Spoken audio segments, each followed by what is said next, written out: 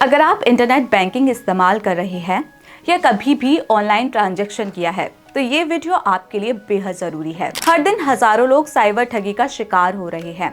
Fake banking website, phishing attacks और online fraud ये सब तेजी से बढ़ रहा है। लेकिन अब आरबीआई ने इस खेल को खत्म करने के लिए एक बड़ा कदम उठाया है। अब आपको कोई भी बैंकिंग वेबसाइट सिर्फ bank.in डोमेन पर ही मिलेंगी।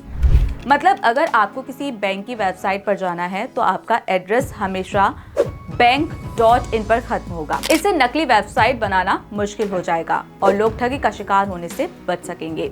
अब सवाल ये उठता है कि आरबीआई ने ऐसा फैसला क्यों लिया। दरअसल आज के टाइम में इंटरनेट पर बहुत सारी फेक बैंकिंग वेबसाइट्स घूम रही हैं। कई बार आपको एसएमएस, व्हाट्सएप या ईमेल पर ऐसे लिंक मिलते हैं जो बिल्कुल असली बैंक की वेबसाइट जैसे लगते हैं और आप लॉगिन कर लेते हैं और अपनी डिटेल्स डाल देते हैं और अगले ही पल आपका बैंक अकाउंट खाली हो जाता है। जालसाज इतने प्रोफेशनल हो गए हैं कि आम आदमी को असली और नकली में फर्क ही नहीं पता चल पाता। यही वजह है कि आरबीआई ने तय किया है कि हर बैंक की आधिकारिक वेबसाइट सिर्फ bank.in डोमेन पर होगी।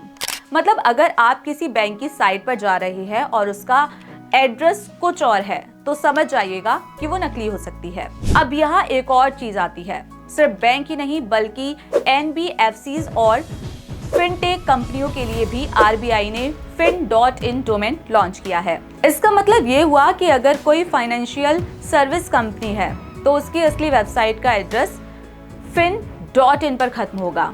इससे उन नकली कंपनियों पर भी लगाम लगेगी जो लोगों को लोन और इन्वेस्टमेंट के नाम पर ठगते हैं।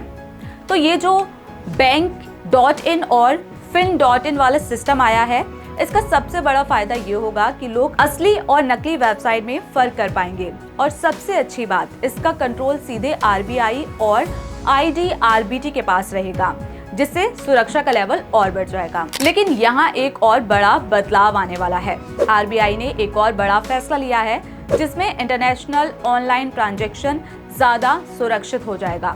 अब भारतीय डेबिट और क्रेडिट कार्ड से होने वाले इंटरनेशनल पेमेंट के लिए AFA यानी एडिशनल फैक्टर ऑफ ऑथेंटिकेशन जरूरी होगा। अब इसका मतलब क्या है? अभी तक कई इंटरनेशनल वेबसाइट पर बिना OTP या किसी वेरिफिकेशन के ट्रांजैक्शन हो जाता था। इससे कई बार लोगों के कार्ड से बिना उनकी मर्जी से पैसे कट जाते थे, लेकिन अब ऐसा नहीं होगा। अब जब भी कोई इंटरनेशनल ट्रांजैक्शन होगा तो OTP या किसी और तरीके से वेरिफिकेशन करना जरूरी होगा। इससे धोखाधड़ी को रोकने में मदद मिलेगी। तो कुल मिलाकर आरबीआई ने डिजिटल बैंकिंग को ज्यादा सुरक्षित बनाने के लिए दो बड़े कदम उठाए हैं। पहला bank.in और fin.in डोमेन, जिससे असली और नकली वेबसाइट की पहचान आसान होगी, और दूसरा इंटरनेशनल ट्रांजैक्शन में AFA लागू करके फ्रॉड्स को रोकने की कोशिश। अब सवाल ये है कि आम आदमी को इससे कितना फायदा होगा। देखो, अगर आप इंटरनेट बैंकिंग यूज करते हो या ऑनलाइन ट्रांजैक्शन करते हो तो ये आपके लिए एक सिक्योरिटी लेयर की तरह काम करेगा। लेकिन इसके बावजूद आपको भी सावधान रहने की जरूरत है।